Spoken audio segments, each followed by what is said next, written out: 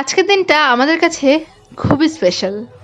আজকে গোপলুর জন্মদিন বলে কথা, তাই জন্য সকাল থেকে একদম তোড়জোড় শুরু হয়ে গেছে।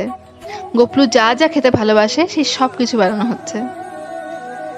আজকে যেহেতু মা সবকিছু করছে, তাই জন্য সবকিছু আর অনেক তাড়াতাড়ি হয়ে যাচ্ছে। গত বছর মা অসুস্থ থাকায় দিদি আর আমাকে সবকিছু করতে হয়েছিল একা হাতে। মায়ের হাতে জাদু আছে, একদম চোখের নিমেষে সবকিছু হয়ে যায়। তারপর চলে আসলো গোপলুর স্নান করার পালা। আর এই যে লাল জামাটা নীল জামাটা, এই জামা দুটো আমার বড্ড পছন্দ হয়েছে। সারা হাবড়া বাজার ঘুরে প্রত্যেকটা দোকানে গিয়ে অনেক দেখে তারপরে জামা দুটো পছন্দ করেছি। আর এই ছোট্ট ছোট্ট গলার হার আর হাতের চুড়ি দুটো এত কিউট লাগছিল দেখতে। তারপরে গোপলুর স্নানের জলটা তৈরি করে নিলাম, একটু ঘি, মধু, অগ্রু, চন্দন, দুধ, গঙ্গার জল সবকিছু মিশিয়ে। আর প্রত্যেক বছর গোপলুকে এইভাবেই গামছা পরিয়ে তারপরে স্নান করাই। কি মিষ্টি আর দুষ্টু দুষ্টু দেখাচ্ছে দেখো।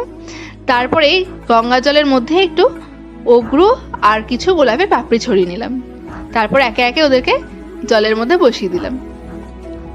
ওদেরকে দেখেই মনে হচ্ছে যেন ওরা খুব খুশি হয়েছে। যেরকম ছোট্ট বাচ্চারা স্নান করার সময় খুব আনন্দ পায়, ঠিক তেমনটাই লাগছে ওদেরকে দেখতে।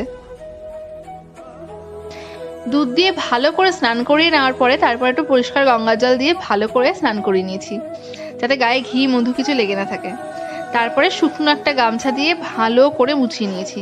যতই হোক বাচ্চা মানুষ, ঠান্ডাও তো লেগে যেতে পারে বলো।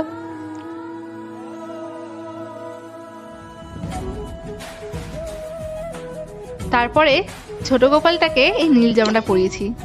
জামাটা পরে যে কি মিষ্টি দেখাচ্ছে ওকে, আর জামাটার রংটা ভারী সুন্দর। একজন সেজে নীলকমল আর একজন যেন সেজে লাল কমল। একদম লাল জামা নীল জামা পরে দুজনকেই ভীষণ সুন্দর দেখতে লাগছিল। তবে এই সাজগোজ তো দুপুরের। এরপরে সন্ধ্যাবেলা কিন্তু আসল বার্থডে সেলিব্রেশন আছে। তার জন্য অনেক সাজগোজ আর অনেক কিছু আছে। সেগুলো দেখতে হলে যারা এখনো পেজটাকে ফলো করনি, ঝটপট ফলো করে রেখো, ঠিক আছে?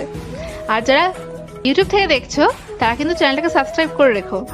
আর অবশ্যই জানিও দুপুরবেলা সাজগোজে গোপলু দুজনকে কেমন লাগছে। আর এই ভিডিওটা যদি ভালো লাগে তাহলে মন থেকে বলে যেও রাধে রাধে।